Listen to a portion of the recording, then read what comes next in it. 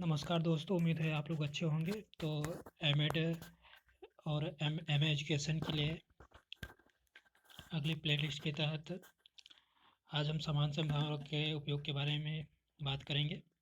और यदि आपने चैनल सब्सक्राइब नहीं किया तो सब्सक्राइब करें, लाइक शेयर करें और टेलीग्राम ग्रुप ज़रूर ज्वाइन कर लें। तो देखते हैं आगे क्या है। शिक्षा, मनोविज्ञान और समाजशास्त्र के अधिकांश चर सामान्य संभावना वक्र के रूप में वितरित होते हैं।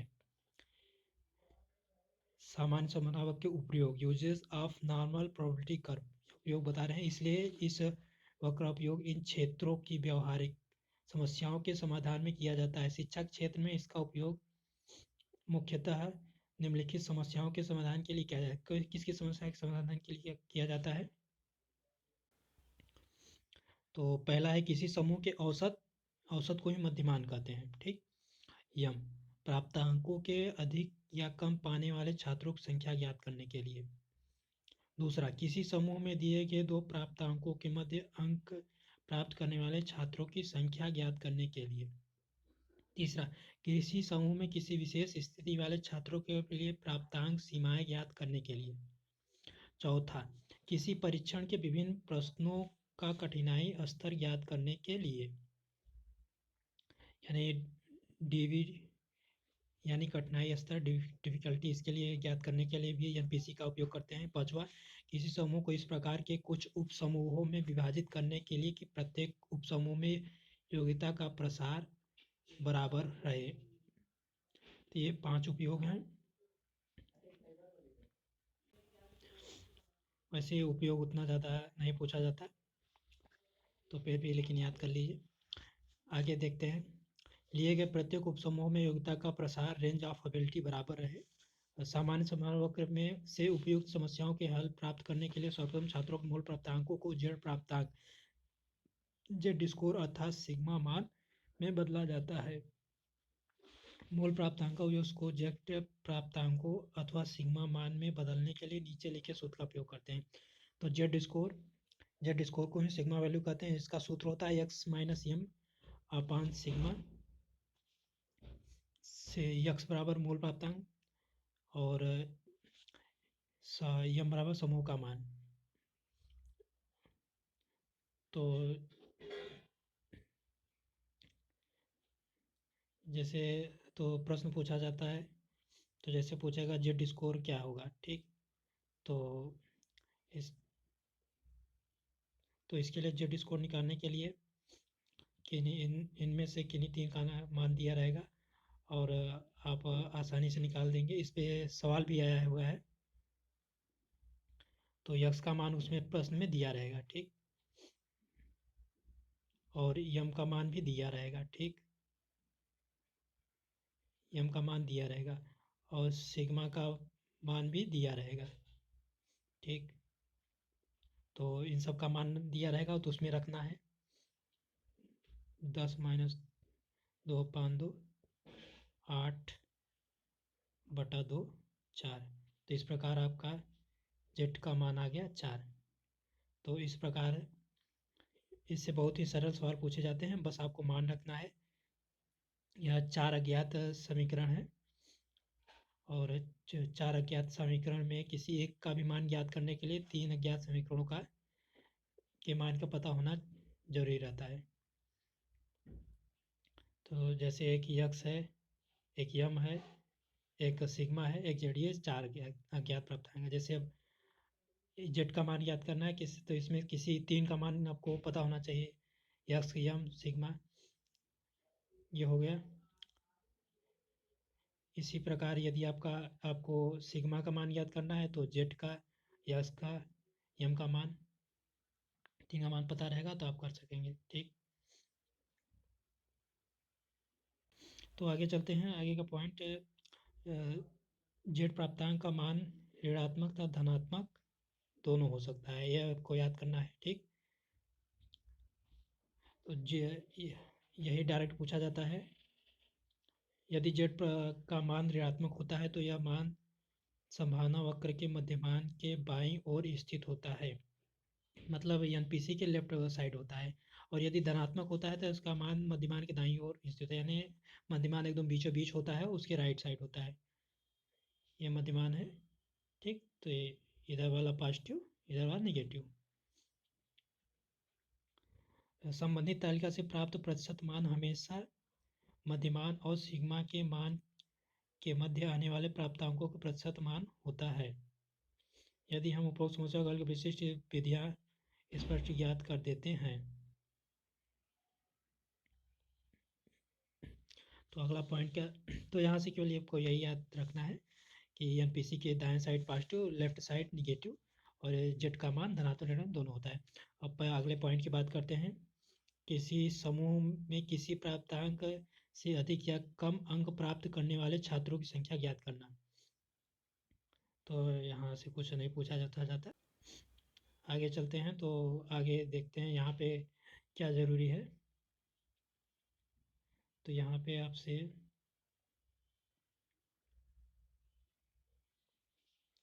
वक्रता और विषमता, कोटोसिस और स्क्यूनेस, यह दोनों बहुत ही ज़रूरी हैं। यहाँ से हर बार प्रश्न आते हैं। तो यहाँ इसमें देखते हैं क्या लिखा है। समान संभावना वक्र एक आदर्श स्थिति है। व्यावहारिक रूप से जब आंकड़ों को वक्र के रूप में प्रदर्शित करते हैं तो यह समान संभावना वक्र की आकृति का न होकर उससे कुछ भिन्न होता है। इस भिन्नता को मुख्यतः दो रूपों में देखा और मापा जाता है, एक वक्र की आकृति के रूप में और दूसरे मध्य बिंदु को दोनों ओर के प्राप्तांकों के वितरण के रूप में। सांख्य में इन्हें वक्रता और विषम क्रमशः वक्रता एवं विषमता कहा जाता है, क्रमशः वक्रता एवं विषमता कहा जाता है, ठीक। मतलब क्या कहा जाता है, वह फिर से पढ़ते हैं। समान समय की एक आदर्श स्थिति है। व्यावहारिक रूप से जब आंकड़ों को वक्र के रूप में प्रदर्शित करें, वक्र रूप में प्रदर्शित करेंगे तो यह समान संभावना वक्र की आकृति का न होकर इसमें कुछ भिन्न होते हैं, कुछ भिन्न हो जाते हैं। इस भिन्नता को मुख्यतः दो रूप में देखा जाता है। तो अगर यहाँ पीसी बनाएंगे तो इसको दो रूप में हम देखेंगे, एक वक्र की आकृति के रूप में। ये कैसा आपको वक्र की आकृति दिख रही है, घंटाकार दिख रही है ना, तो ये वक्र की आकृति के रूप में हो गई। और दूसरे मध्य बिंदु को दोनों प्राप्तांकों के वितरण के रूप में। अगर मध्य बिंदु ये होगा तो इधर कितना कैसा प्राप्तांक, कितना प्राप्तांक रहेगा, और इस साइड कितना, लेफ्ट और राइट साइड कितना कैसा प्राप्तांक रहा है, इस रूप में हम देखते हैं। तो इन्हीं को क्रमशः वक्रता और विषमता कहते हैं। मतलब आकृति वाला बस वक्रता हो गई, और प्राप्तांक दोनों और आवृत्तियों की वितरण वो विषमता हो गई, मतलब कितना विषम है। अब वक्रता की बात करते हैं। वक्र के चपटेपन या नुकीलेपन को वक्रता कहते हैं। यह आपका एनपीसी है। वक्र के चपटेपन या नुकीलेपन, ये इधर यहाँ पे चपटा रहता है ऐसे, ठीक, या नुकीला रहता है, इसी को वक्रता कहते हैं। बहुत अधिक चपटे और अल्पवक्रीय प्लेटिकुर्तिसिस कर्व कहते हैं। बहुत अधिक चपटे वक्र को अल्पवक्रीय वक्र प्लेटिकुर्टिक वक्र कहते हैं। तो बहुत चपटे रहते हैं जो, उन्हें प्लेटिकुर्टिक वक्र कहते हैं। तो इसका चित्र देखते हैं पहले। तो ये देखिए आपका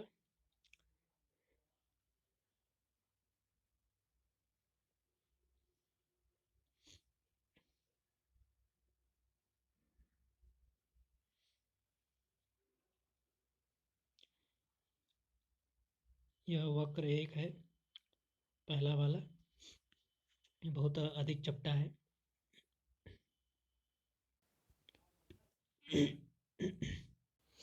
तो बहुत अधिक चपटे वक्र को अवलोकरी प्लेटिकोटिक वक्र कहते हैं। ये तो चित्र नंबर 1 हो गया। और मध्य स्तर के चपटे वक्र को सामान्य वक्री वक्र मीजोकोटिक वक्र, मीजोकोटिक वक्र चित्र भी देखते हैं। तो ये वाला है सामान्य है, ये सामान्य वक्री वक्र, मीजोकोटिक वक्र।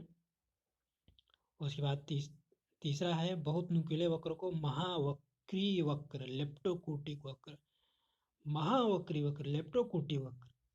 यह तीसरा वाला चित्र देखिए, ये ए हो गया है, ये बी हो गया है और ये सी हो गया है। ठीक, तो महावक्री वक्र प्लेटोकोटिक वक्र है। महावक्री वक्र के दोनों सिरों की अपेक्षा वक्र के मध्य में बहुत अधिक प्राप्तांक आवृत्तियां होती हैं। तो यह क्या कह रहा है, यहाँ पे मध्य में बहुत अधिक प्राप्तांक होंगे, यहाँ पे मध्य में यहीं पे सारे प्राप्तांक होंगे। और इसमें देखते हैं तो यहाँ ऊपर तो कुछ नहीं है ना, लेकिन यहाँ पे ऊपर तक चला गया है, यहाँ पे ऊपर कुछ नहीं है, ऊपर तक चला गया है, मध्य में ज़्यादा प्राप्तांक होंगे। और यहाँ देखिए यह मेल लाइन से एकदम नीचे है। ठीक, और बी वाले में देखते हैं तो यह तो सामान्य साधारण जो हम साधारणतः बनाया ही जाता है, हम लोग यही ज़्यादातर बनाते हैं, इसी को लेके चलते हैं। और ये वाला एकदम बीच में नुकीला हो गया है। अब आगे देखते हैं किसी वक्र की वक्रता का पता लगाने के लिए किस सूत्र का प्रयोग किया जाता है। हाँ, ये सूत्र भी याद कर लीजिएगा, ये डायरेक्ट सूत्र ही पूछ लेता है, बाकी ये तो पूछा गया है, तो इसे जरूर याद करें। इसका मतलब क्या होता है, क्यू वक्रता गुणांक, क्यू चतुर्थांश विचलन क्यू बराबर Q3 माइनस Q1। और यह भी याद करिए क्यू बराबर Q3 माइनस Q1, ये भी पूछा जाता है। पिन कहीं भी पिन 90 लिखा हो तो उसका मतलब होता है 90वां शतांक, P10 लिखा है तो 10वां शतांक। ठीक, उसके बाद आगे आते हैं, जब KU का मान 0.263 से कम हो तो यह अल्पवक्रीय होता है, यानी ये वाला चित्र होता है। और जब इसका मान 0.26 होता है तो यह सामान्य वक्रीय, अब यानी ये वाला। और जिसे सामान्य संभावना वक्र कहते हैं, सामान्य संभावना वक्र कहते हैं, इसी को सामान्य संभावना वक्र कहते हैं। जहाँ जहाँ पेंसिल से अंडरलाइन है उसे आप लोग लिखते जाइएगा, इम्पॉर्टेंट है। मतलब यह 0.263, इससे कम वाला ये हो तो इससे ज़्यादा वाला ये होगा। और जब इसका मान 0.263 से अधिक होता है तो इसे महावक्री वक्र कहा जाता है।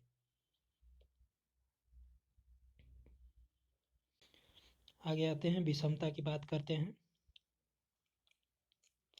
तो विषमता से तात्पर्य वक्र के किसी मध्य बिंदु के दोनों प्राप्तांकों आवृत्तियों के वितरण से होता है। इसे वक्र की कुकुत्ता भी कहते हैं। विषमता का ही अन्य नाम कुकुत्ता है, यानी इसके दो नाम हो गए, विषमता, दूसरा कुकुत्ता।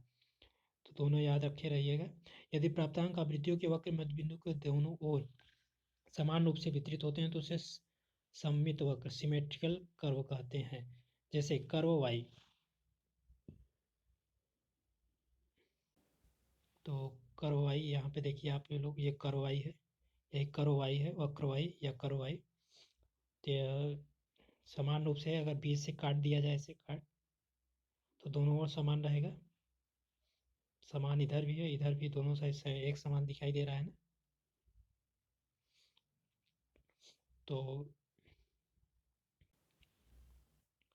तो यदि प्राप्तांक, तो वक्रवाई हो गया।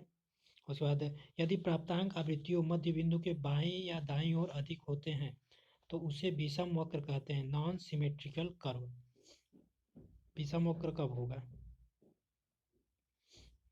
तो विषम वक्र कब होगा, तो यहाँ देखिए यह वाला वक्र एक्स है और वक्र जेड, बीच वाला तो सही है, लेकिन विषम विषम अगर बीच से इधर उधर हो गया तो यह विषम वाला हो जाएगा। विषम वक्र धनात्मक और विषम वक्र ऋणात्मक।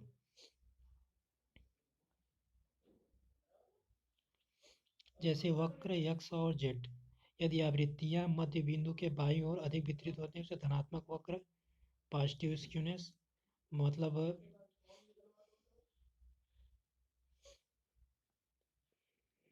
गलत बन गया, मतलब इधर इधर साइड ज़्यादा झुक गया है। ये होते हैं मध्य बिंदु के बाईं ओर अधिक वितरित है। मध्य बिंदु बाईं ओर अधिक वितरित होती हैं तो उसे धनात्मक पॉजिटिव कहते हैं। पॉजिटिव से लेफ्ट साइड, लेफ्ट है तो पॉजिटिव हो जाएगा, और राइट है, और अगर राइट है, राइट साइड हो गया तो निगेटिव हो जाएगा, मतलब उल्टा। लेफ्ट हैंड वाला पॉजिटिव हो जाएगा और राइट हैंड वाला निगेटिव हो जाएगा। ठीक, जैसे वक्र यक्ष में, तो वक्र यक्ष जो अभी हमने दिखाया था वे फिर ले चलते हैं। और यदि आवृत्तियां मध्य बिंदु के दाईं ओर अधिक वितरित होती हैं तो उसे ऋणात्मक विषमता, निगेटिव स्क्यूनेस कहते हैं, जैसे वक्र जेड। तो यहाँ पे देखिए, यह वक्र एक्स, वक्र जेड। तो इधर साइड है, इधर साइड ज़्यादा सब दिखाई दे रहा है, इधर साइड ज़्यादा दिखाई दे रहा है, तो मैंने क्या, दाइन साइड हो गया तो निगेटिव, उल्टा उल्टा। और उसके बाद वैसे ही इधर, इधर साइड ज़्यादा दिखा है, लेफ्ट यानी निगेटिव, उल्टा सोचेंगे, उल्टा। जैसे दाहिना हाथ कोई पॉजिटिव मानता है तो दाहिने हाथ को का निगेटिव रह जाएगा, लेफ्ट पर कोई निगेटिव मानते हैं तो लेफ्ट हैंड वाला पॉजिटिव हो जाएगा। तो ये किसी वक्र की विषमता गुणता को ज्ञात करने के लिए सूत्र का प्रयोग, ये सूत्र भी आया है, एस के बराबर 3 mean minus median upon sigma. यम ये मीन होता है, यानी माध्य, मध्यमान एक ही नाम है, औसत इसके 3 नाम है, माध्य, मध्यमान, औसत, मीन।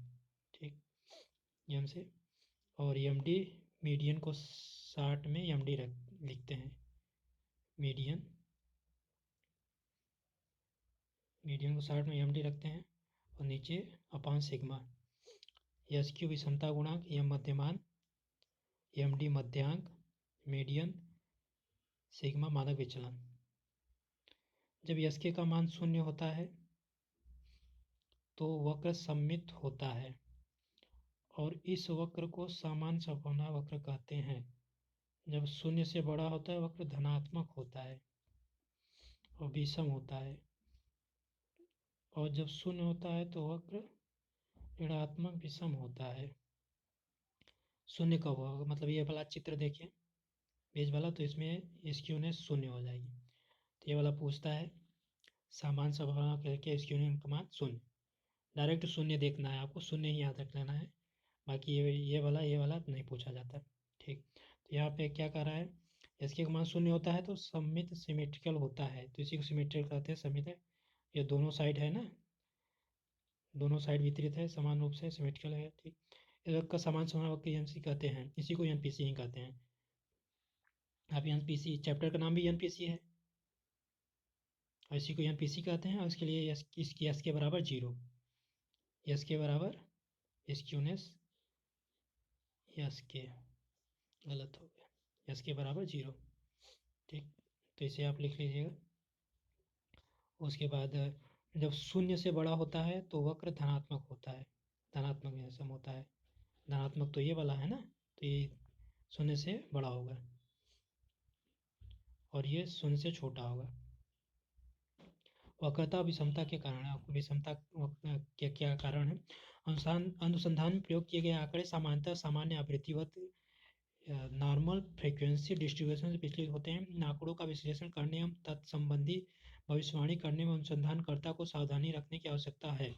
इसके लिए उसे भी सामान्यतः विचलन होने के लिए प्रमुख कारणों को समझना आवश्यक है। ये कारण क्या है, निदर्श चयन, सेलेक्शन ऑफ सैंपल, मतलब सैंपल कैसे इकट्ठा करते हैं, वैसे यहाँ से कुछ क्वेश्चन है, पढ़ देते हैं फिर भी।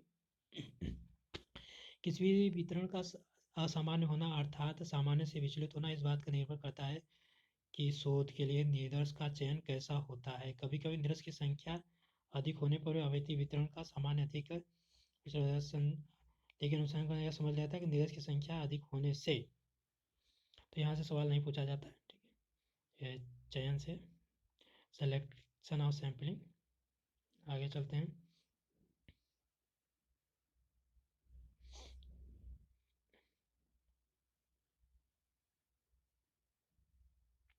उनके प्राप्तांक का वितरण समान होता है। जब निरस का चयन केवल उच्च लब्धि वाले विद्यार्थियों के समूह से या निम्न उपलब्धि वाले विद्यार्थियों के समूह से किया जाता है तो ऐसे निरस चाहे संख्या में अधिक हो तो भी उनका वितरण समान होता है। इसी प्रकार छोटे समूह एवं समांग बड़े समूह या उच्च आर्थिक वर्ग निम्न आर्थिक वर्ग उच्च एवं निम्न सामाजिक वर्ग आदि के प्राप्तांक वितरण में सामान्य से विचलित होता है।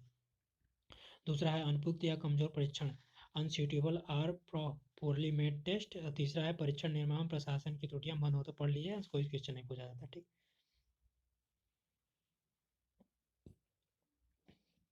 अब आते हैं सही उत्तर का थोड़ा वस्तुनिष्ठ प्रश्न देख लेते हैं।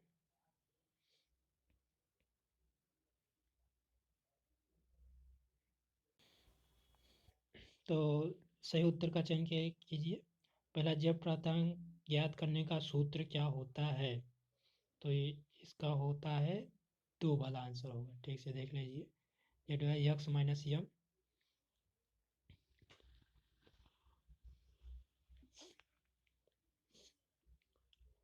अपान सिग्मा। और दूसरा, सामान्य संभावना वक्र में दोनों ओर आवृत्ति वितरण कितना कितना होता है। यानी एनपीसी जब हम बनाएंगे तो दोनों ओर यानी 20 से ये दोनों ओर कितना कितना, मैंने 50-50 कर देना है, 20 से आधा आधा। ठीक, उसके सामान्य संभावना वक्र में वक्रता गुणांक कोफिशिएंट ऑफ कोटोसिस कितना होता है। कोटेसिस एक होता है के यू, एक होता है यस के। के दोनों में है, वो बड़ा के छोटा के। छोटा के यानी सबसे छोटा 0 होता है, बड़ा के बड़ा हो यानी 263, बड़ा के यानी 0.263। 0.263 0 से बड़ा है ना, तो बड़ा के में उसमें हो जाएगा। यस के छोटा के है तो यानी यस के 0। तो इसका उत्तर हो जाएगा आपका 0.263। समान संभावना वक्र में विषमता गुणांक और विषमता गुणांक कोफिशिएंट ऑफ स्क्यूनेस कितना होता है, यह भी मैंने बता दिया। स्क्यूनेस यानी 0 होता है, 0 होता है, नहीं क्या क्या था, यही पूछता ही है। यदि इसको ऐसे बीच से बनाएंगे तो ये वाला होता है एनपीसी। जब सामान्य रहेगा तो इसके लिए 0 होता है।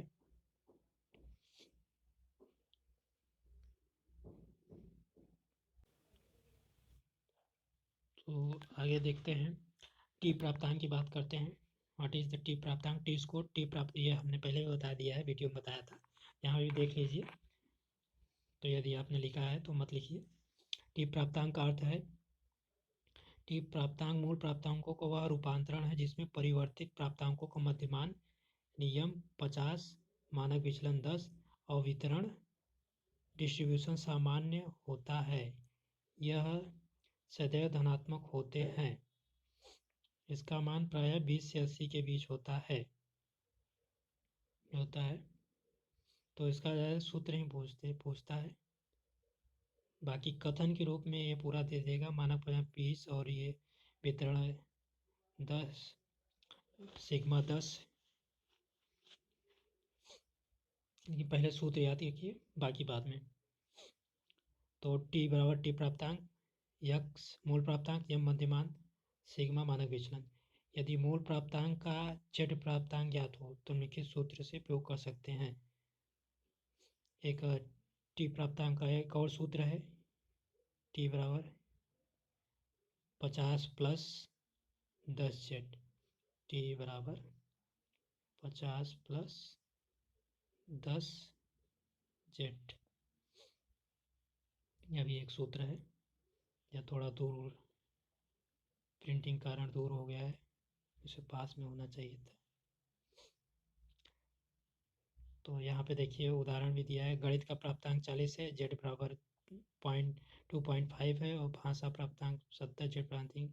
तो ये सब सवाल ऐसे नहीं आते।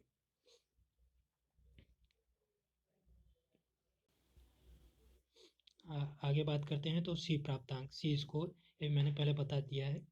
तो सी प्राप्तांक का अर्थ है, सी प्राप्तांक मूल प्राप्तांकों का वह रूपांतरण है जिसमें परिवर्तित प्राप्तांकों का मध्यमा नियम 5 होता है, मानक विचलन सिग्मा 2 होता है। इस हेतु समस्त मूल प्राप्तांक का प्रसार 11 बराबर भागों में होता है। तो 11 बराबर या 11 याद करना है, तो 11 वाला पूछा जाता है। तो इकाई समूह में विभाजित किया जाता है और इन्हें 0 से 10 तक के 11 बिंदु पैमाने पर दर्शाया जाता है। 0 से 10 तक 11 बिंदु पैमाने पर दर्शाया जाता है। यह समूह क्रमित होते हैं, यानी 0, 1, 2, 3, 4, 5, 6, 7, 8, 9, 10। 1 से लेकर 10 तक तो 10 हो ही है, 0 वाला बचा 11वां हो गया।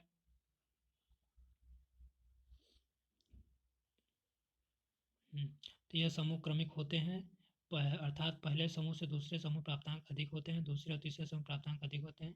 इसी क्रम में 10वें समूह से 11वें समूह के प्राप्तांक अधिक होते हैं। तो केवल इतना याद रखना है, ठीक। सी प्राप्तांक की गणना, और सी प्राप्तांक का सूत्र क्या होता है? सूत्र ये होता है सी बराबर 5 + 2z। यह सूत्र याद करना है, सूत्र ही डायरेक्ट पूछ दिया जाता है।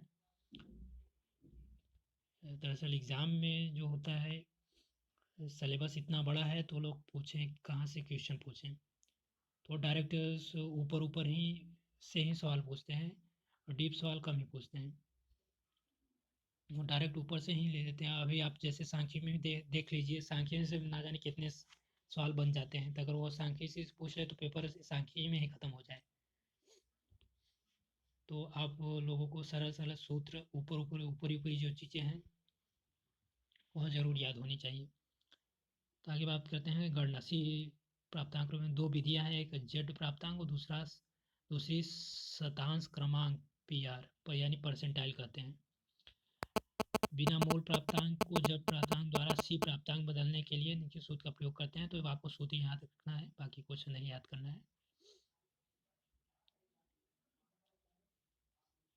तो आप लोगों को वीडियो कैसा लगा? अच्छा लगा हो तो आप लोग लाइक, शेयर और सब्सक्राइब जरूर करें और अपने दोस्तों को भी बताएं। एंट्रेंस के लिए पहले से ही तैयार हो जाएं, अभी से धीरे धीरे करते रहें। यदि मेरे पास समय बचता है तो मैं ऐसे ही ज़रूर वीडियो अपलोड करता रहूँगा। अगर समय नहीं बचेगा तो इसके लिए मैं माफ़ी चाहता हूँ। जितना मेरे तरफ से सहयोग हो पाएगा आप लोगों को दिया जाएगा, ताकि मेरे तरह आप लोग भी गवर्नमेंट कॉलेज में एक सीट पक्की कर सकें। और टेलीग्राम ग्रुप ज्वाइन करना न भूलिएगा। और सब्सक्राइब करने के बाद आपको 3 प्रकार की घंटी दिखाई देगी। यूट्यूब जैसे करेंगे तो उसमें से आपको ऊपर वाली घंटी को दबा देना है। ऐसे करके एक घंटी रहेगा, एक दूसरा घंटी और तीसरा घंटी। तो आपको ऊपर वाला घंटी दबाएं तो इसका मतलब रहता है कि जैसे ही वीडियो अपलोड होगा आपको तुरंत पता चल जाएगा, आपके नोटिफिकेशन में वो वीडियो लिस्ट हो जाएगा। आप यदि नोटिफिकेशन को खोलते हैं तो मात्र इस घंटी के दबाने से आपको वह वीडियो वहाँ पे दिखाई देता रहता है। अगर बाकी घंटी को दिखाई देंगे तो यह सर्चिंग के आधार पे होगा, कोई ज़रूरी नहीं कि आपको यहाँ पे दिखाई दे। तो आज की सेवा यहीं तक। जय हिंद, जय भारत।